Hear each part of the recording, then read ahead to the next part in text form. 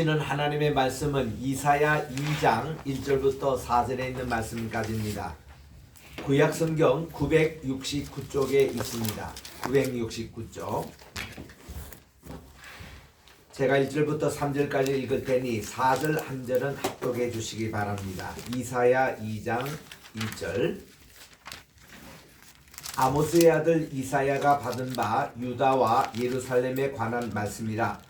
말일에 여호와의 전에 산이 모든 산 꼭대기에 굳게 설 것이요 모든 작은 산 위에 뛰어나리니 만방이 그리로 모여들 것이라. 많은 백성이 가며 이르기를 오라 우리가 여호와의 산에 오르며 야곱의 하나님의 전에 이르자. 그가 그의 길을 우리에게 가르치실 것이라. 우리가 그 길로 행하리라 하리니 이는 율법이 시온에서부터 나올 것이며 여호와의 말씀이 예루살렘에부터 나올 것입니다. 시작. 그가 열방 사이에 판단하시며 많은 백성을 판단하시리니 우리가 그들의 칼을 쳐서 보습을 만들고 그들의 창을 쳐서 낫을 만들 것이며 이 나라와 저 나라가 다시는 칼을 들고 서로 치지 아니하며 다시는 전쟁을 연습하지 아니하리라. 아멘. 우리 매주 주일날 2부 예배는 이사야 강해로 우리가 말씀을 묵상하고 있습니다. 오늘은 이 말씀을 기초로 칼을 쳐서 보습으로 라는 제목을 가지고 평화의 나라에 대한 비전을 살펴보도록 하겠습니다.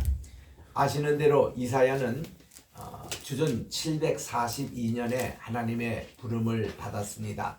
그가 이제 미션이 뭔가니 회개운동, 하나님의 심판을 선언하고 회개운동이었습니다.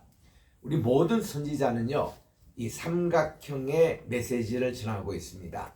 첫째로 하나님이 죄를 고발하세요. 그리고는 하나님이 심판을 선언합니다. 그러면 그 다음 꼭지가 뭔가니 하나님께 회개해요. 그 다음 꼭지는 뭔가니 하나님이 구원을 약속합니다. 요게 세 가지가 쳇바퀴 돌아가듯이 항상 돌아갑니다.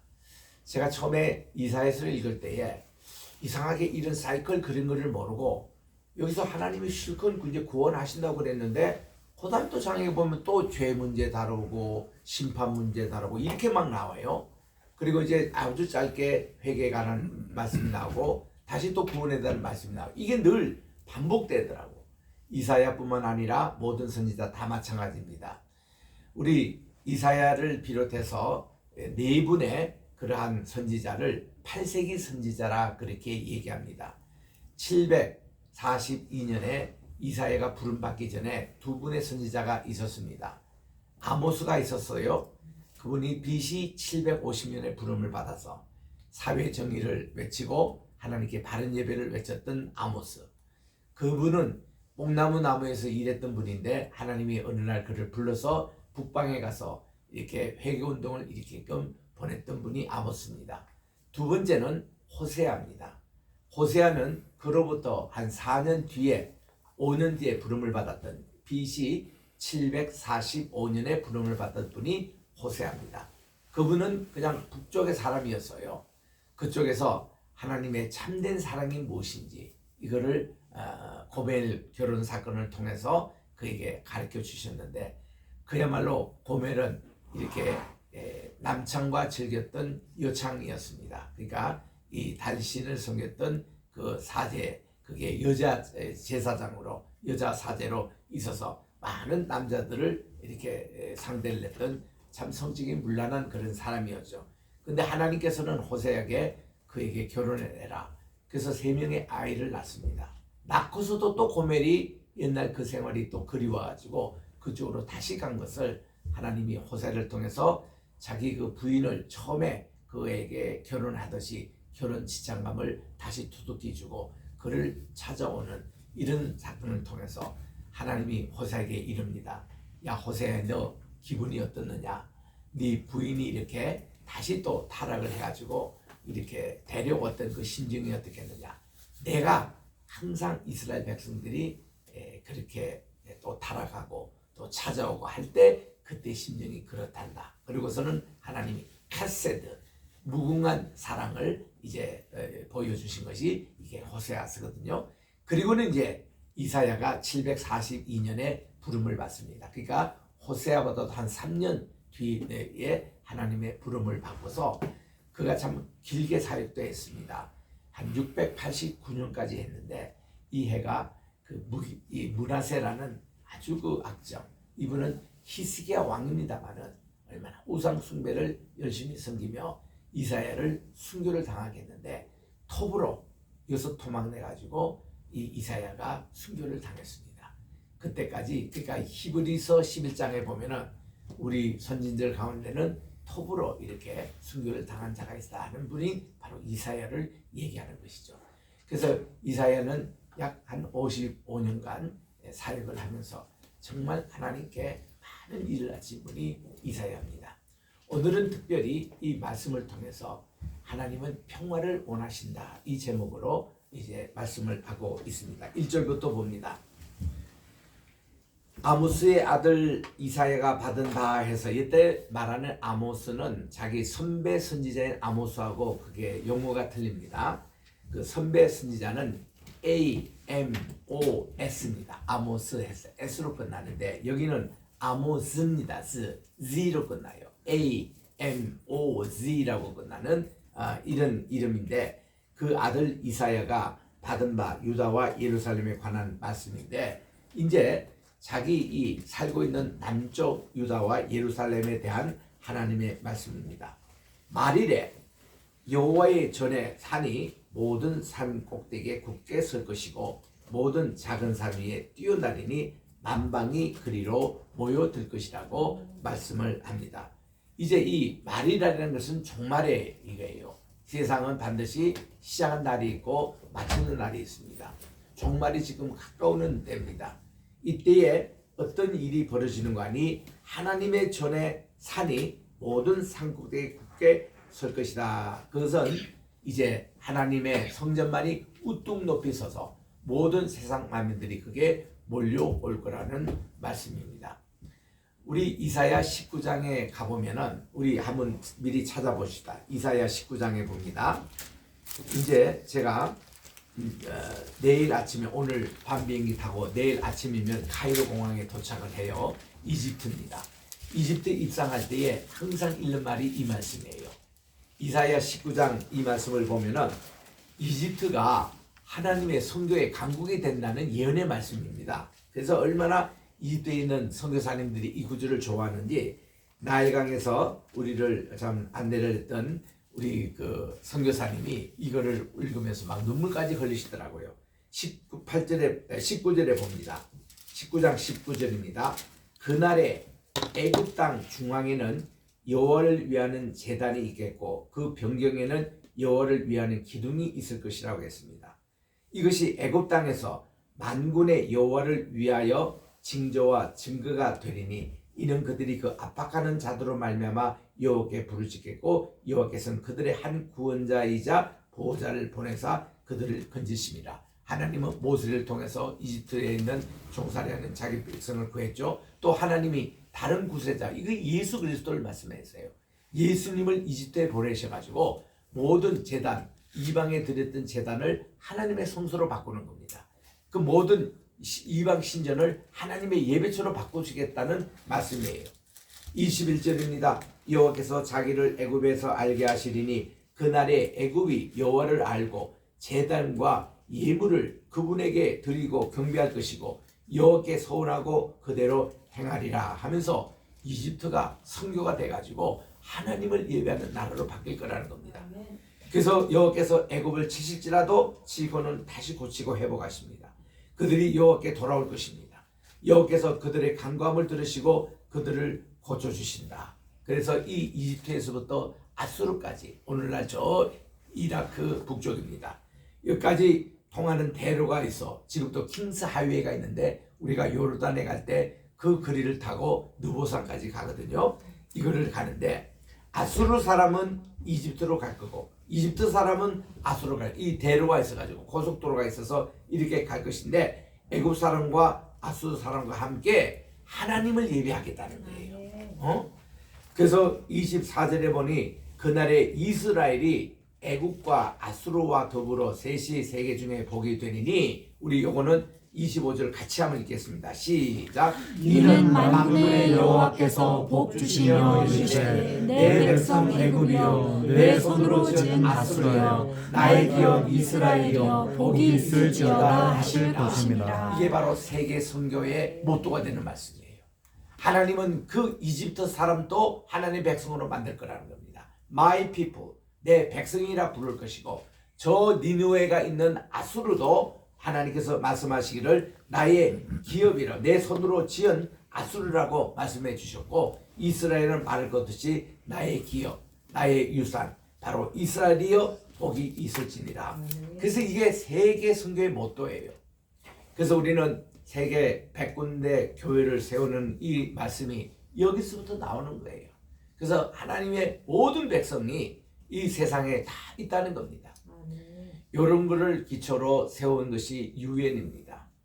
미국의 유엔 본부가 1948년도에 세워졌는데 그때에 이제 록펠러가 거기 맨하탄에 42가부터 45가에 있는 1에비뉴 바로 건너편에 이 허드슨 강이 있습니다. 거기까지 18에이크 위에 이 이제 유엔 빌딩을 세웠습니다.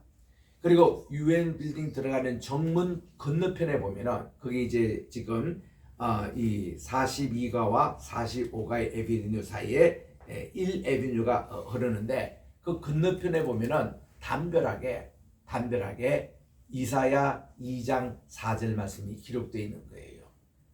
이사야 2장 4절에 이렇게 보니까 이런 말씀 금방 우리 같이 읽었던 겁니다. 그가 열방 사이에 판단하시며 많은 백성을 판결하시리니 그리고 무리가 그들의 칼을 쳐서 보습을 만들겠다. 무기를 아주 농기구로 사용하는 평화의 도구로 만들겠다는 것이고 그리고 그들의 창을 쳐서 낫을 만들겠다. 이 싸우는 이 창을 가지고 이 농기구인 낫을 만들 것이며 이 나라와 저 나라가 다시는 칼을 들고 서로 치지 아니하며 전쟁을 연습하지 않는 나라가 유엔의 목표예요. 평화운동을 통해서 전쟁이 더 이상 없는 우크라이나 전쟁도 없어지고 세계 어떤 전쟁도 없게 하는 이사야의 요 말씀 너무 이 말씀이 좋아서 이사야의 제자 가운데 대표적인 선지자가 미가서거든요. 미가는 이사야보다도 한 30년 뒤에 부름을 받았던 선지자입니다. 미가가 이 말씀이 너무 좋아가지고 미가 4장 3절에서 이 말씀을 그대로 인용합니다. 한번 우리 볼까요? 미가 4장 3절이 구약 성경 1294쪽에 있습니다. 1294쪽. 거기에 3절에 보면은 이 말씀을 그대로 인용합니다. 그분이 많은 민족들 사이에 심판하시며 몸도 강한 이방 사람을 판결하신데 무리가 그 칼을 쳐서 보습을 만들고 칼을 쳐서 낫을 만들 것이고 이 나라와 저 나라가 다시는 칼을 들고 치지 아니하며 다시는 전쟁을 연습지 아니하겠다 그런 얘기입니다. 여러분 노벨상을 만든 사람이 누굽니까? 데니얼 노벨입니다. 그분은 뭘 했던 사람이에요? 다이너마이트 이거를 만들어서 큰 돈을 벌었던 사람. 그래가지고 이 큰 돈을 가지고 어떻게 하냐면 자기가 만든 이 다이너마이트가 전쟁의 목적으로 사는 거 절대로 그는 반대했어요. 이걸 가지고 평화의 목적으로 사용해서 본래 노벨상의 시작은 노벨 평화상입니다. 노벨 평화상이 오리지널이에요. 노벨상이 5개 있잖아요. 있는데 노벨 평화사만큼은 어디서 수상하는 거 아니? 이게 노르웨이에서 수상을 합니다. 나머지 학술자는 전부 다 스웨덴에서 이렇게 수상을 하는데 오슬로 여기만이 이 스톡홀름 있는 이 노르웨이에서 노벨 평화상은 수상을 해요. 제가 한 15년 전에 노벨 평화상 수상하는 곳에 초청을 받아가 거기 가니까 아주 대단하게 그 노르웨이 국왕이 참석을 하고 세계 정상들 여러 사람들이 주장했던 초청 그 멤버들이 큰 무대에서 참 그 수상을 받는데 그 왕실에서 직접 수여를 하더라고요. 그래서 들어가는 그 보안 시설이 굉장히 까다롭습니다. 그래서 이제 거기서 이렇게 국왕도 만나고 그 당시 노벨 평화상을 받은 분이 핀란드 대통령이었어요.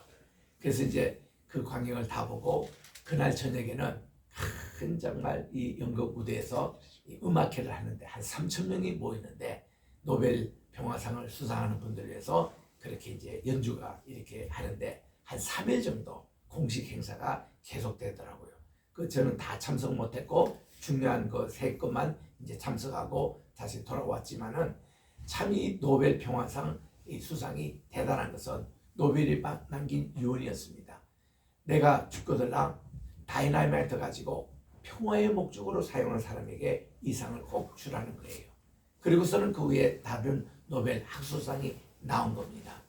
참 이거 보면은 제가 이제 미국의 프린스턴에 있을 때에 우리 집에서 한 15분 거리에 아인슈타인의 생가가 있습니다. 거기에 보면 프린스턴 신학교가 있고 고등연구소라고 거기서 한 10분 거리 그냥 걸어가도 10분입니다. 거기 가는 길목에 첫 번 집이 이 아인슈타인 생가가 지금도 있습니다. 거기에 이제 번호가 114번이거든요. 근데 여기 하도 많은 사람들이 와서 기웃거리고 하는데 지금도 거기 조카가 살고 있어요. 그 조카가 기분이 나쁘다고 그 번호판을 떼버리고 없습니다. 지금은 우리가 이제 본래는 있었는데 몇 년부터 자기 조카가 하도 사람들이 기웃거리고 자기 거기서 사진 찍으니까 이걸 이제 없애버렸는데 아인슈타인은 처지가 참 시계였다고 해도 과언이 아닐 만큼 오후 5시 딱 되면 자기 이제 공부방에서 나와가지고 그 나소 스트리트라고 이 프린스턴 다운타운을 쭉 한 바퀴 이렇게 산책을 합니다. 그분이 가는 곳은 정확한 몇 시 되면 5시 우리 아인슈타인 박사님 지나가니까 오늘 5시 10분이거나 또 옆집에는 15분이거나 정확하게 이분이 지나가요. 지나가면서 꼭 한 집에 들려가지고 커피라든지 음료수를 사 먹고 그 다음에 이제 이동을 하는데 이분의 특징이 뭔가니 아인슈타인은 어디 가서 뭐 커피 하나 먹으면은 꼭 뭐 하나씩 잊어버리고 가는 거예요. 우산을 둔다든가 자기 시계를 벗어둔다든가 만년필을 둔다든가 꼭 그렇게 했다고 동네 사람들이 우리에게 얘기를 해주더라고요. 그래서 그분은 막 시계라는 거예요. 정확하게 산책을 하면서 그렇게 했던 거. 또 이제 고등연구소에 이렇게 가보면은 그게 호수가 있습니다. 그게 벤치가 있는데 아인슈타인이 거기에 앉아가지고 상대성 이론을 생각해냈다라는 그런 벤치로 유명해서 지금도 많은 소장파들이 거기 가서 이렇게 연구도 하고 책도 읽고 또 거기에 이제 인사이트를 받는 그런 곳이 있습니다. 그 아인슈타인이 1933년대에 그때 이제 루즈벨트 대통령이 맨하튼 프로젝트라는 것을 해보라고 주문이 들어왔어요. 이거는 뭔가니 이제 앞으로 2차 대전이 또 일어날 것을 예상을 해서 우리가 좀 그거를 발전을 해야 된다 해서 특별히 프린스턴에 있는 고등연구소는 세계에서 가장 돈이 많은 곳이에요. 왜냐하면 많은 펀드, 부자들이 거기 많은 돈을 이렇게 했기 때문에 굉장히 많은 돈이 있습니다. 여기에 5분야의 학자를 초청해가지고 공부를 시켜서 세계 최고의 연구소를 만들었는데 그게 Advanced Study입니다. 이게 그 고등연구소라고 세계에서 제일 유명한 곳이죠. 프린스턴 대학보다도 오히려 거기가 더 유명한데 거기가 보면 본관에 오른쪽에는 오펜하이머, 왼쪽에는 아인슈타인의 사무실이 있었던 곳이 있습니다. 지금도 거기에 많은 사람들이 들어오고 이 연구소에는 한 800명 정도 지금 학자가 연구를 하고 있는데 노벨상을 받은 사람이 참 많습니다.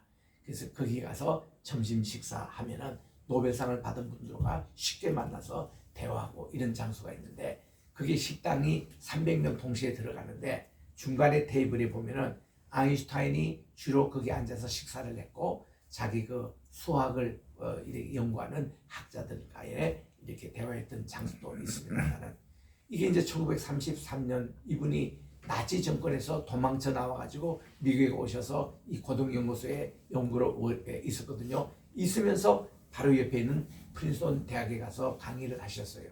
그분의 소속은 프린스턴 대학이 아니고 이 고등연구소 여기였습니다.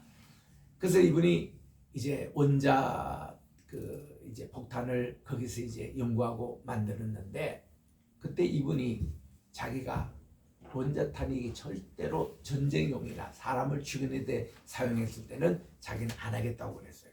그 루즈벨트도 그걸 허락했습니다. 이걸 꼭 평화적인 목적에서 사용해달라. 그래서 뭐 원자 핵 발전소를 만든다든가 이걸 가지고 과학연구소에 원자에 관한 여러 가지 양성 물리학 이런 거 발달시킨 데는 자기가 공헌하겠다 이런 내용입니다. 그 아인슈타인 당대에 세계계 노벨 이게 물리학자 받은 사람이 여러 분 있습니다. 닐스 보어라는 분이 그분이 양자 역학을 해가지고 빛이 파장이냐 이게 또 입체냐 요거에 가지고 싸우고 있을 때에 빛은 파장이자 또 이 입체라는 것을 동시에 증명함으로 닐스 보어가 노벨 물리학상을 받았어요. 또 이 아인슈타인보다도 몇 년 후에 하이젠베르그라는 분이 그분이 불확정성의 원리라는 Principle of Uncertainty라고 해서 우리가 이렇게 요즘 4차 힘ing과 같은 겁니다. 시간과 공간이 딱 어떤 고정되어 있는 게 아니라 이게 이제 빛의 입자와 파장이 이렇게 불확실하듯이 모든 것이 이렇게 불확실로 움직이기 때문에 거기에 있는 조화를 잘 찾아내야 된다. 이걸로 노벨 물리학상을 받은 분이에요. 근데 그 중간에 아인슈타인은 이 니꼬르 MC 자성이라고 에너지는 어디서 나오는가? 정말 우리가 이 중성 여기에 우리가 앞으로 우리 시간과 공간이 고정된 개념이 아니라 언제나 무한적으로 이렇게 움직이는 그게 이제 하나님의 개념, 무궁의 개념이에요. 그런 걸로 이 에너지가 낸다는 이 니코르 MC 자성이라는 걸 가지고 노벨 물리학상을 받았지 않습니까? 그 이 세 분이 양자 물리학을 발전시키는데 결정적인 역할을 하신 분들입니다.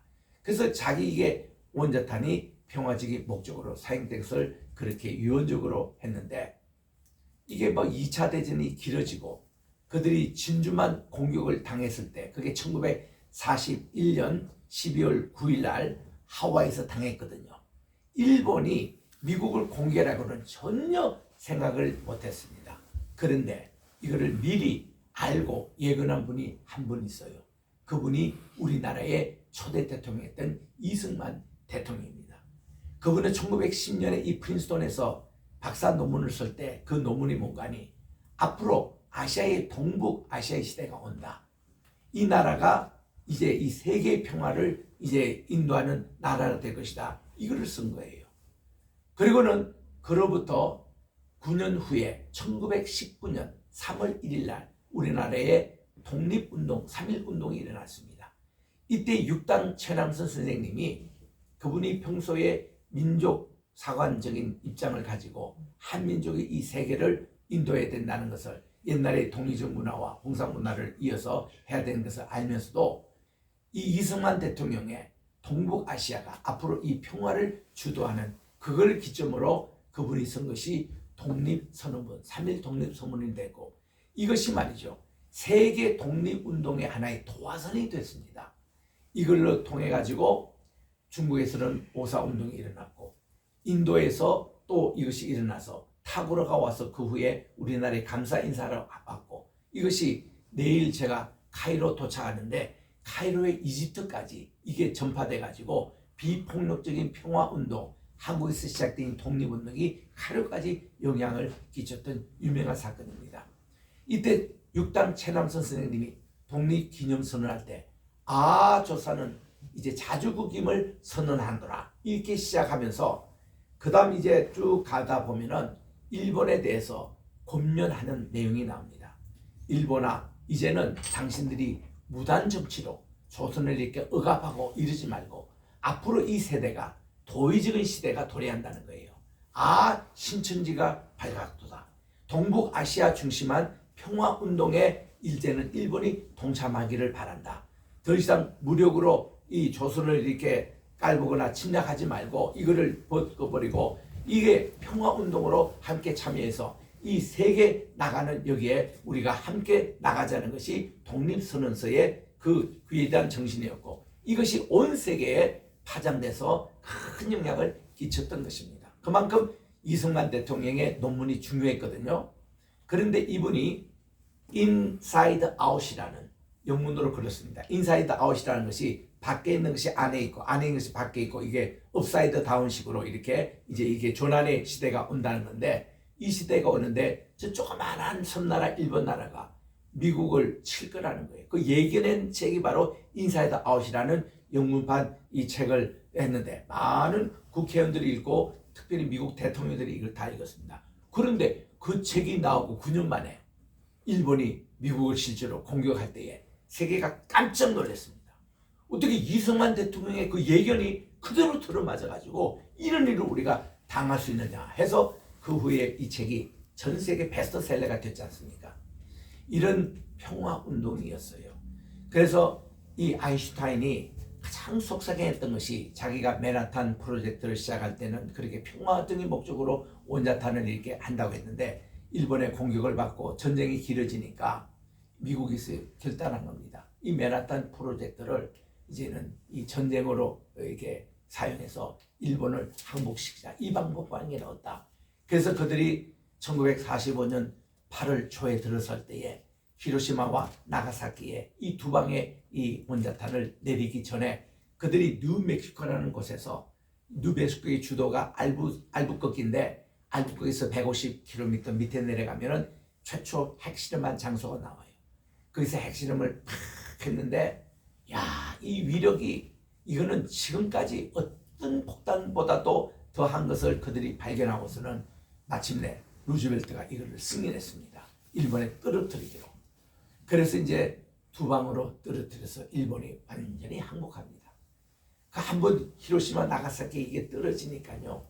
한꺼번에 10만 명이 죽고 그리고 그 주변이 완전히 초토화되고 일본이 이랬다가는 이제 그 연합군에서 그 협박을 했거든요. 메가드가 이제는 동경 차례다. 동경에 이거를 곧 떨어뜨리겠다 하니까 그때 천황이 두 손 두 발 다 들고 항복한다. 그게 이제 8월 15일이었습니다. 그래서 참 이렇게 이래서 2차 대전 끝나고 우리는 해방되고 이런 걸 좋아했지만 통탄했던 분이 아인슈타인이에요. 내가 그렇게 이걸 가지고 평화의 목적으로 사용하도록 했는데 이거를 전쟁으로 사용해가 이렇게 수많은 사람이 죽었다는 거죠. 여러분 그 후유증이라는 게 우리까지도 영향을 미치지 않습니까? 그때 후유증이라는 게요. 대를 이어서 손자대까지 이 핵으로 이렇게 그 오염이 됐던 사람들이 고통을 받고 있습니다.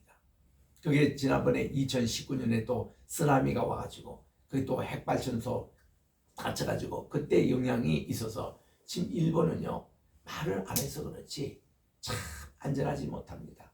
그 작년에 올림픽 그게 일본에서 했을 때 미국 많은 선수들이 안 갔잖아요.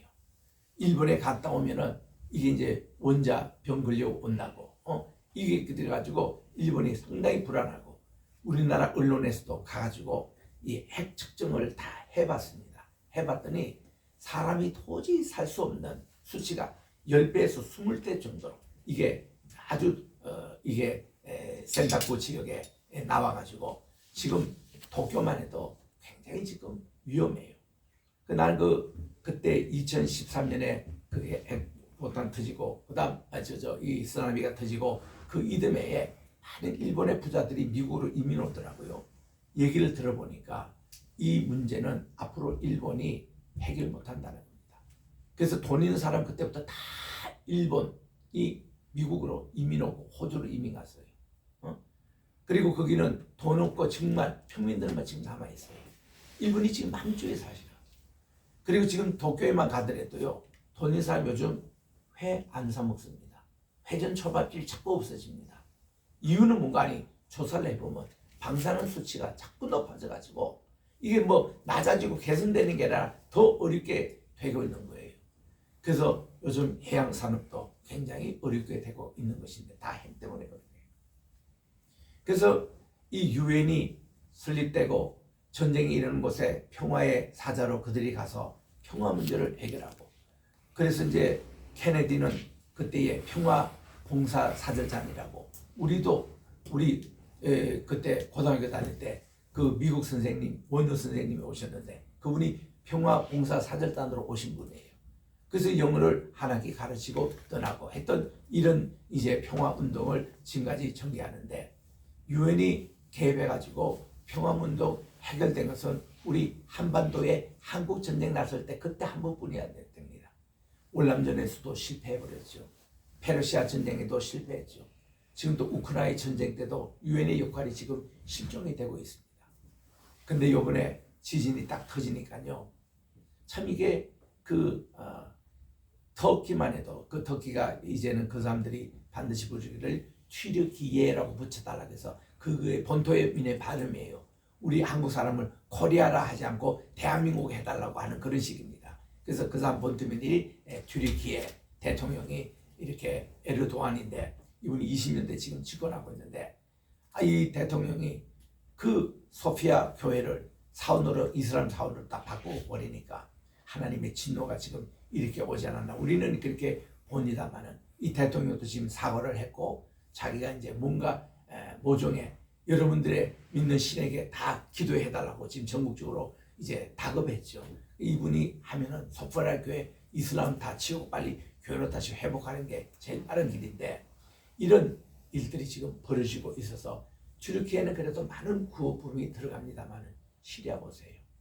그 나라는요 사회주의 국가입니다. 그 우리 대한민국과 수결이 안 돼 있어요. 그 성지순례는 시리아에는 우리가 한국 이거 가지고 못 들어갑니다. 미국 쭉쭉 가면 들어갈 수 있어요. 그러니까 우리 한국에 지금 그 시리아에도 가서 그 안디옥 그 접경지대에서 이번에 채진을 하기 때문에 이쪽에서 지금 현재 사망자가 벌써 4,000명 넘잖아요. 그리고 지금 이 터키 이쪽에는 지금 2,400명이 지금 있고 지금 이 더미 아엔에 10만이 있는지 20만이 있는지 예측을 못한다는 겁니다. 굉장히 지금 어려운 상태입니다. 그런데 우리 대한민국의 구호품이 시리아는 못 들어가고 있는 거예요. 거기는 북한하고만 수교가 되기 때문에 그 좋은 기회를 놓치고 있는데 그게 유엔은 들어갑니다. 그래서 유엔도 이번에 도로도 방해되고 또 거기에 항만 것도 다 파괴돼가지고 이게 좀 늦게 들어갔습니다만은 참 유엔의 역할이 피스 역할을 이렇게 해야 되는데 칼을 쳐서 보석으로 만드는 거. 근데 여기 오늘 주시는 이 말씀은요. 이거는 뭐 유엔이나 아인슈타인이나 무슨 노벨이나 이런 분들이 평화가 하는 게 아니라 하나님이 직접 이 평화의 공동체를 만드시겠다는 겁니다.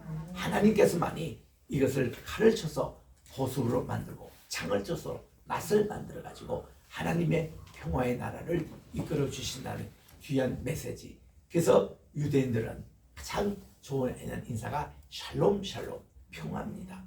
왜냐하면 이스라엘은 완충지대에 있어요. 버플존이라고 북방의 그런 강대국과 남방의 강대국이 항상 와서 싸우는 곳이 이스라엘입니다. 그래서 거기 아마겟돈 전쟁이라고 거기 가보면 머기또 골짜기 있고 거기에 쭉 골짜기를 이스라엘 골짜기라 그럽니다. 여기서 주로 싸웠어요. 얼마나 많은 전쟁이 일어나기에 이제 앞으로 제3차 전쟁도 이곳에서 일어난다고 해서 이거를 아마겟돈이라고. 아르라는 거는 하르라는 말입니다. 메기또입니다. 하르 메기또. 이거를 헬라식으로 표현해서 아마겟돈. 그래서 이거 여기 무기또의 골짜기 있는 이 전투를 얘기하는 겁니다. 그래서 이제 이런 현장도 이번에 우리 성지순례 하면서 다음 주 수요일쯤 메기또 아마겟돈 여기를 또 우리가 지나갑니다만은 참 이런 현장에 가보면은 참 실감이 납니다. 하나님께서 이렇게 평화를 이렇게 주겠다. 그래서 우리 유엔 교회도 중요하게 여기는 마태복음 5장 9절에 있는 말씀, 화목해 하는 자는 복이 있나니 저희가 하나님의 자녀라고 부를 것이다. 이렇게 말씀해 주시는데 이 화목해 하는 것이 피스메이커를 얘기합니다. 우리 평화의 공동체, 우리 교회 안에는 피스메이커가 이걸 차지하고 있어야 됩니다. 이 형제가 싸울 때도 피스메이커의 역할, 나라가 나라를 싸울 때도 피스메이커 역할. 이게요 유엔이 아니라 예수님의 이름으로 해야 되는 것이 맞거든요. 에베소서 2장 우리 찾아보겠습니다. 에베소서 2장에 보면은 예수님이 어떤 분이신가를 아주 또 명확하게 나오는데 에베소서는 빌립보서 바로 앞에 있습니다. 2장 14절입니다. 같이 우리 합독했으면 좋겠습니다. 시작. 그는 우리의 화평이신지라 둘로 하나를 만드사 원수된 것고 중간에 막힌 담을 자기 육체로 하시고 그랬는데 예수님의 십자가 사건이 바로 하나님과 우리 사이에 평화를 맺자는 가운데 있는 담을 하시고 하나가 되는 이런 운동을 주님이 하신 겁니다. 이게 화목해 하는 자, 화평케 하는 자입니다. 이자는 복이 있다니 하나님의 자녀라 일컬음을 받을 것이라. 한 제가 10분만 우리 요번의 일정에 대한 것 간단하게 스크린으로 통해서 보겠습니다. 성경이 순례 출애굽의 여정을 이후에 가는데 이집트에 도착해가지고 우리 사우디아라비아를 건너서 라우드 산맥을 보고 요르단을 가서 느보산 모세가 마지막으로 있었던 그에게 가고 다시 에일랏으로 내려와가지고 육로를 통해서 이스라엘로 국경에 들어가서 이스라엘의 그 중요한 지병 갈릴리와 이스라엘을 이제 살핀 겁니다. 자, 이래서 거기에 카이로 도착을 하고 아카바만을 통해서 사우디아라비아에 있는 라오스 산맥을 거쳐서 이제 저 북쪽으로 페트라까지 가고요. 그리고 다시 이렇게 아카바만 통해 가지고 텔라비브까지 마치는 여정의 길을 갑니다. 요 옆에 지도는 이스라엘 백성들이 400년 동안 있었던 고센 땅인데 거기서 비돔과 람셋 국고성을 쌓았는데 그쪽으로도 요번에 우리가 버스를 통해서 갑니다.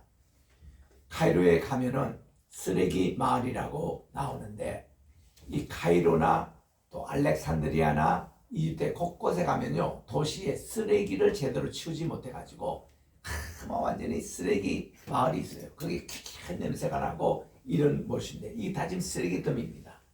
그런데 여기에 우리 예수 믿는 사람들이 가난하니까 이 마을에 살고 있어요. 그래서 우리 기독교 공동체 koptic 교회는 주로 이런 데서 많이 부흥하고 있는 것을 봅니다. 이런 쓰레기 마을에 동굴교회가 이렇게 옆에 있습니다. 여기도 우리 방문하고 그들은 koptic 교회라 그랬는데 이 koptic이라는 것은 뭔가니 이집트 알대의 중간에 있는 것이 옛날에 koptic이라는 말이었대요. 이 춘수한 이집트의 원토 말입니다. 이 koptic. 거기에 정교회가 이렇게 서 있는데 이 마을에 가면은 교회가 모스크보다 많습니다. 이거를 올드 카이로입니다. 올드 카이로 보면 초대 기독교 예배가 보존되어 있는 이 koptic 오르토독스 철치가 있습니다. 거기에 대표적인 교회가 성 조지 교회가 있고 그 옆에 유대인 회당도 있습니다. koptic 교회라는 거 설명을 이렇게 하고 있고 451년 제4차 공예 때에 이단으로 정제돼서 왜냐하면 단성론을 주장한다고 이단으로 이렇게 내친 것인데 그리고 우리가 기자에 있는 피라미드도 가게 됩니다. 이 기자에 있는 피라미드가 3개가 있는데요. 가장 높은 것이 이 쿠프가 세웠던 것이고 두 번째는 그의 아들인 카프레가 지었던 그 피라미드 앞에 스핑크스가 있습니다. 그래서 The Great Sphinx라고 하는데 4,500년 전에 세웠기 때문에 이 스핑크스나 피라미드는요 아브라함이 갔을 때도 봤을 것이고 또 요셉도 늘 이렇게 보면서 통치했을 것이고 그리고 또한 모세도 물론 보면서 살았고 그리고는 훗날 이렇게 예레미야가 이 이집트에 망명성할 때 봤을 것이고 예수님 가족이 피난 가족 성 가족입니다만 이 가족이 봤던 곳이 다 이 피라미드와 스핑크스입니다. 이게 보면은 두투모세 4세가 청년 시절 때 낮잠을 자는데 이곳을 파라 그래서 파보니까 이 스핑크스가 나온 거예요. 그때는 사라 모레어로 다 덮여있던 것이 이렇게 해서 여기에 가서 중간에 보면은 비석에다가 그 내용이 나와요. 두투모세 4세가 청년 때에 이거를 발굴했다고 나옵니다. 기자에 나온 이 피라미드가 제일 할아버지 쿠프 그리고 아들인 카프레 그리고 손자인 맹카오레 이것이 나란히 이렇게 서 있습니다. 그 중에 제일 중간에 있는 것이 이게 할아버지 그 묘인데 요거는 아들 묘 바로 앞에 있는 스핑크스입니다. 최초 피라미드는 사카라는 곳에 있어요. 그 사카라에도 히브리 노예들이 국고성을 지었던 곳인데 거기는 최초의 피라미드가 있어요. 조수입니다. 조수 왕이 계단식 피라미드 요게 최초의 형태였습니다. 우리가 거기 또 가는데 그의 아버지가 되는 스네프루 때부터 굴절 피라미드를 짓기 시작해가지고 오늘날 이런 삼각 피라미드를 지었다고 그래요. 이게 피라미드 발전사입니다. 사카라는 기자에서 한 30분 거리에 피라미드의 원형을 이렇게 발견할 수 있는데 여기도 우리가 갑니다. 본래 300 파라오가 이집트를 통치하고 있기 때문에 300개의 피라미드가 있어야 됐는데 지금 138개 발굴을 했습니다. 다 사마라 사맥에 있죠. 쿠프 왕의 피라미드가 얼마나 큰지 높이가 147m예요. 그리고 변이 하나가 230m입니다. 그리고 여기서 이 돌이 모두 230만 개라고 그래요. 이 돌은요, 다 사하라 사막에 있는 돌이 하나도 없습니다. 전부 다 이것을 저 빅토리아 호수 가까이 있는 저 이제 이 상 이집트에서 다 실어와 가지고 이렇게 했던 이곳이 대피라미드인데, 얼마나 이게 안이 큰가 하면은 성 베드로 성당, 성 요한 성당, 바울의 성당, 영국에 있는 웨스트민스터 교회당, 다 그거하고도 집어넣어도 공간이 남아요. 그만큼 큰 공간이 있는 이곳인데, 한국말로 이렇게 보면은 대피라미드 구조가 앞에 꼭대기가 있고 왕의 묘실도 있고 요왕의 묘실도 있고 맨 뒤에 지하겠습니다. 그런데 입구 부분에 보면은 요게 북두 칠성과 딱 연결돼 가지고 북극성이 딱 보이도록 이렇게 해놓은 거예요. 이거 보니까 천문학 하는 분들은 이것이 단순한 그냥 피라미드가 아니다, 이때 여기서 발전을 했다는 거죠. 왜냐하면 지금 왕의 묘실에 양쪽에 보면 공기통이 이렇게 그렇게 돼 있는데, 그 피라미드 돌로 가지고 공기통까지 다 만들어 놨어요. 그래서 여기 딱 가면요, 이게 진공 상태로 만든 거예요. 그러니까 여기는 시체가 부패하지 않도록 미라를 이렇게 발견해서 그렇게 만든 겁니다. 굉장히 과학적이고 천문학적인 수학적인 이런 걸로 만들었다는 거예요. 그래서 제가 이 이명박 대통령이 현대건설의 사장으로 있을 때, 그때 그 밑에 부사장으로 있었던 분이 제 성지순례에 오신 거예요. 내가 그분에게 물어봤거든요. 요즘 현대건설의 기술을 가지고 피라미드 만들 수 있느냐, 10년에 걸치든 20년에 걸치든 하니까 그분 대답이 만들 수 없다고 그래요. 그때 그렇게 많은 아파트를 짓고 고든날 쌍용에서 그 싱가포르에 그런 고층 빌딩을 짓고, 그 다음 삼성에서 지금 두바이 제일 큰 빌딩을 짓는 우리 한국 기술인데, 이 기술을 가지고도 피라미드 못 짓는다는 거예요. 그러니까 이거는 아무나 짓는 게 아니더라고. 그래서 심지어는 이거를 지었던 분이 거인족이 아닌가 이런 설도 나오고, 이것이 단순한 그런 어떤 그건 아니었다라는 얘기들이 나옵니다. 쿠프 왕의 무덤인데, 다윗을 알지 못하는 왕이 누군가 하니 투투모세 1세로 보고 있습니다. 여기 이제 보수신학에서 얘기하는 거예요. 그리고 모세를 건졌던 양아들을 삼았던 분이 그 밑에 보면은 합세수트가 나옵니다. 저분이에요. 그 이집트에는 300 바로 가운데서 3명만이 여자입니다. 그 중에 여자 최초로 바로가 된 사람이 합세수트. 저분은요, 그래서 모세를 양자로 삼아가지고 그를 바위에 앉히려고 했는데, 모세가 사람 죽이고 도망가 버려가지고 자기가 이제 바로가 되는 겁니다. 그리고 두 번째는 아켄나톤이라는 이분이 태양신을 중심으로 유일신을 다 만들었어요. 그래서 이제 남북 이집트를 하나로 통일로 만들었는데, 그 아켄나톤의 부인이 되는 네프르티티, 참 미인입니다.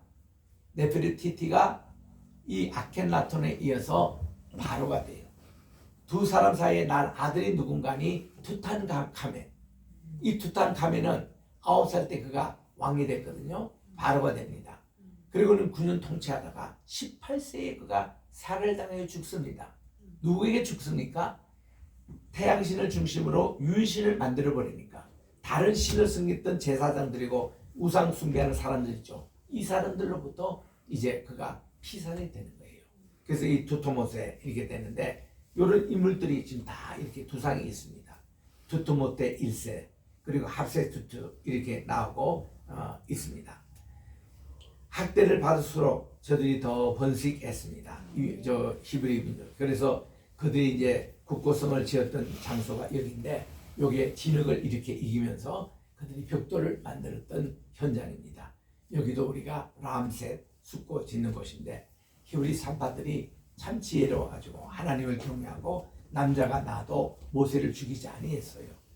그래서 바로 왕이 따지고 물으니까 이 히브리 여인들은 너무 건강해서 우리가 가기 전에 아기를 낳는다는 겁니다. 그래서 그걸 이제 피했고, 그래서 이게 인공위성에서 찍은 나일강의 모습이에요. 이 다 사하라 사막입니다.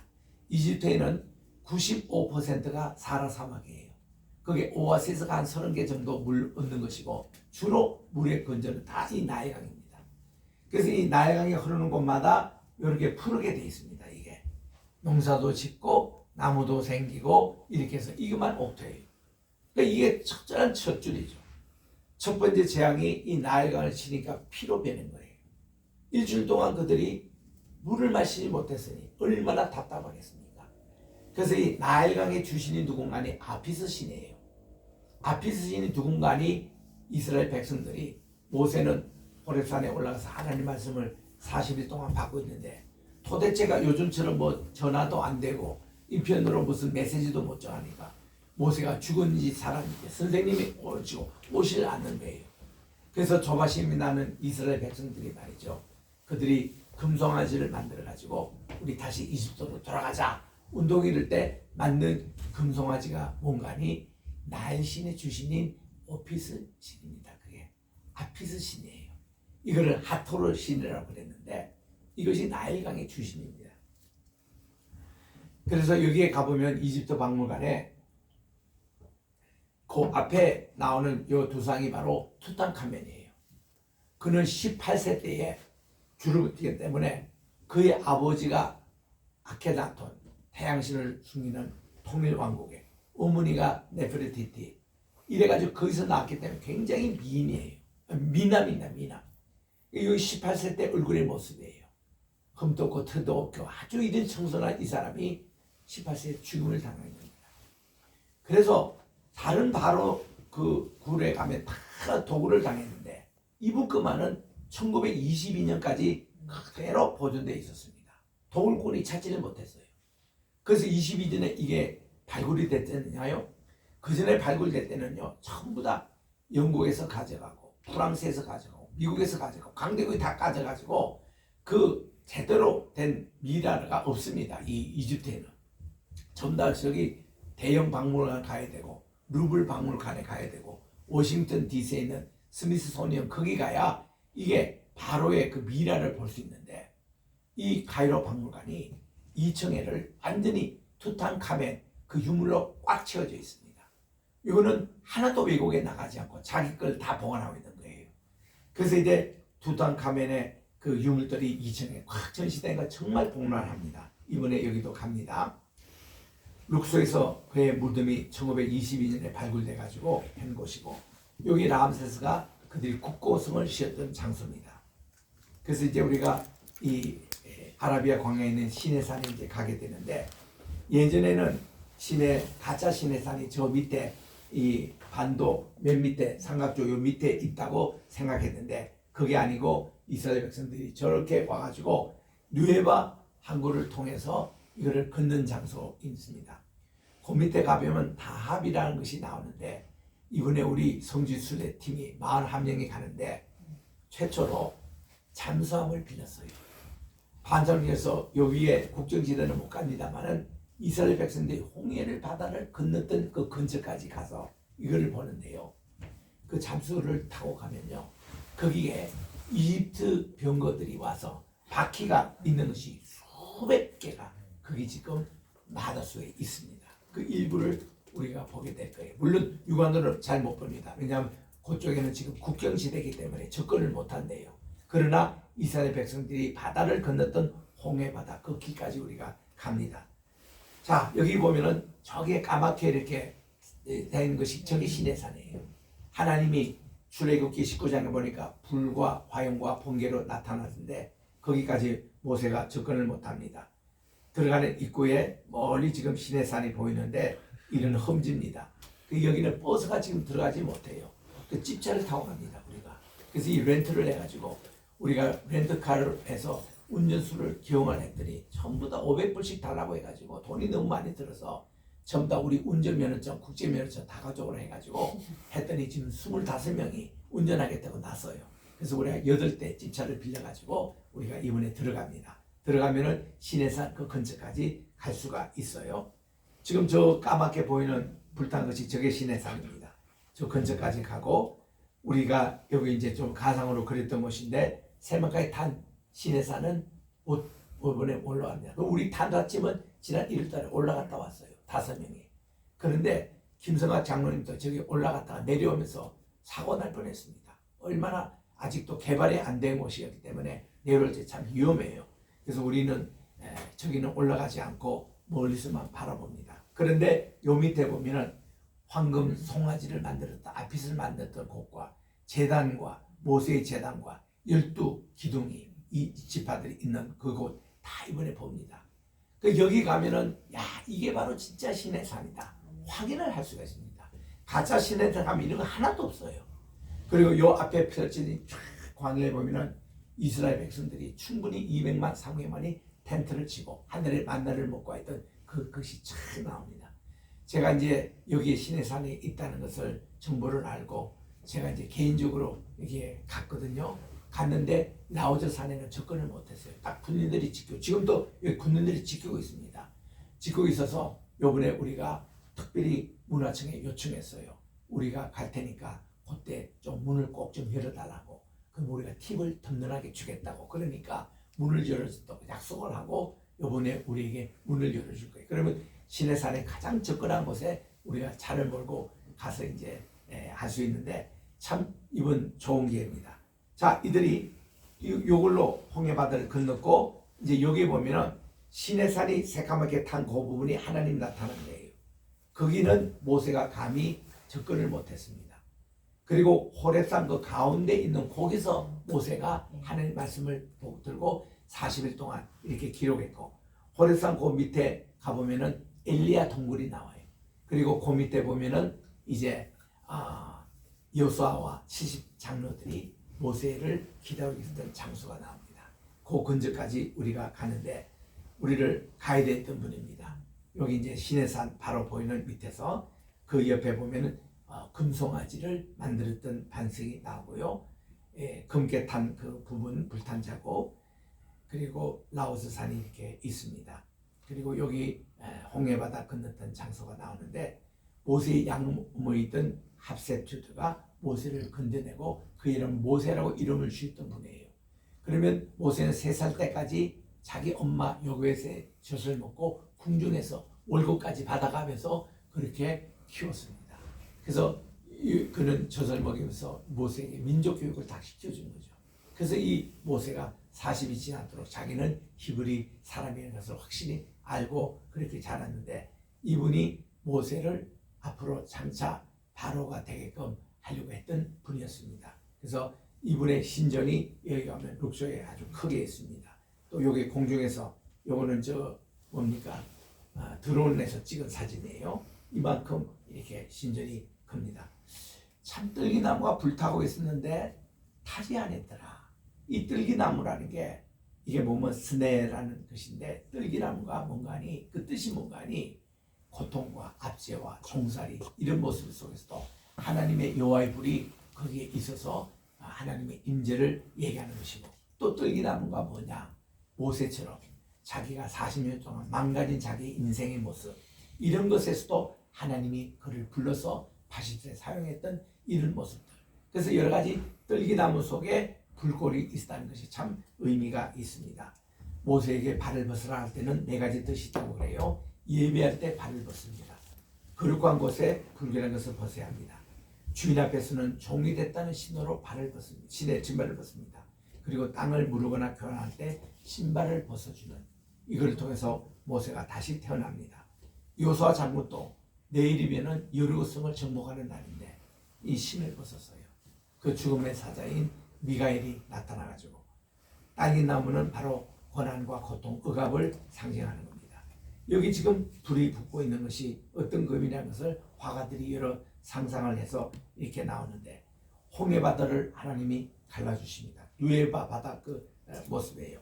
이 깊이가 굉장히 깊습니다. 얕은 게 아니에요.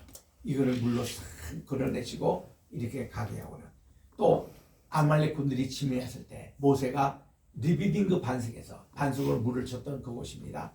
손을 들고 하나님께 기도하는데 너무 아파가지고 아론 형님을 부르고 또 후르 제사장을 불러가지고 그렇게 같이 기도했던 리비딩 반석의 기도.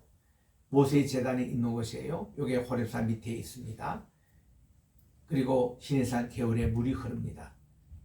12지파를 상징하는 돌기둥이 여기 있습니다.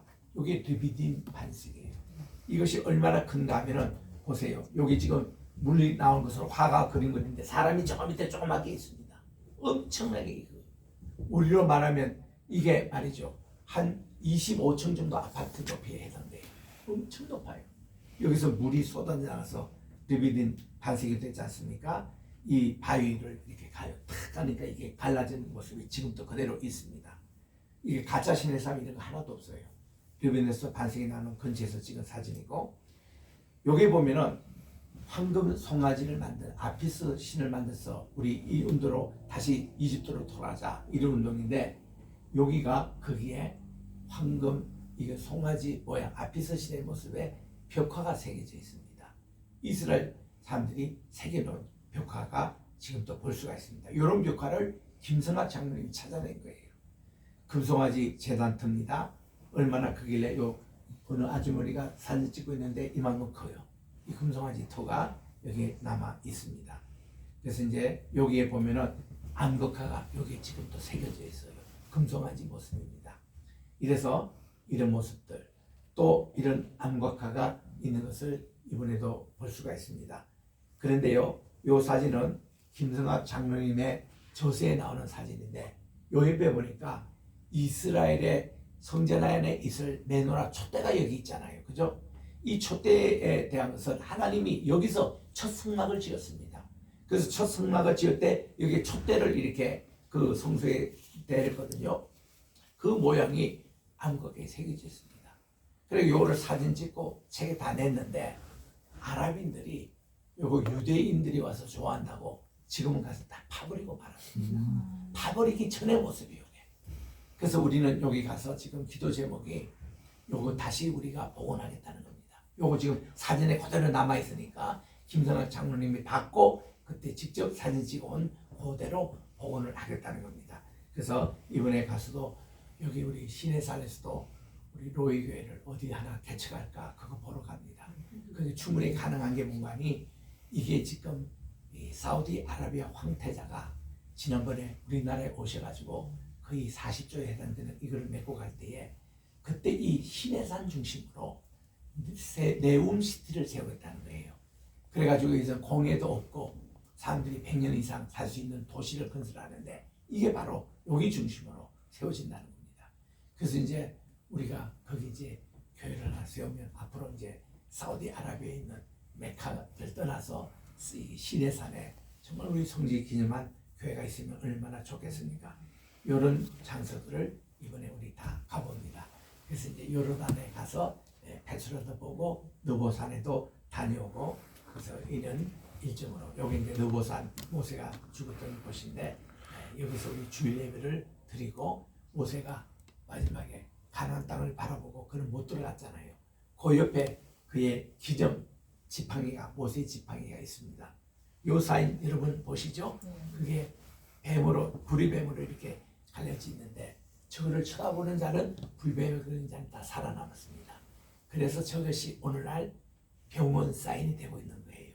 그래서 저 그리스 신화에도 보면 이제 아스피온 신이라고 그렇게 나온 그 의술의 신, 그것도 저 지팡이를 사용합니다.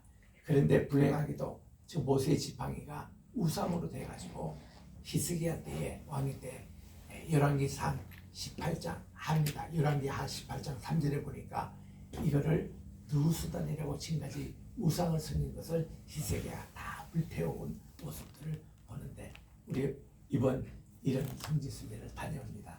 여러분 이번에 못 가신 분들도 다음에는 꼭 가십시다. 다음에 그 빡빡하게 일정을 안 할 테니까 그것하게 해서 여기서 며칠 묵고 이렇게 올 테니까 정말 여러분들이 한 1년 후에 준비해서 다 같이 한번 꼭 가는 여행이 되시기 바랍니다. 기도하겠습니다.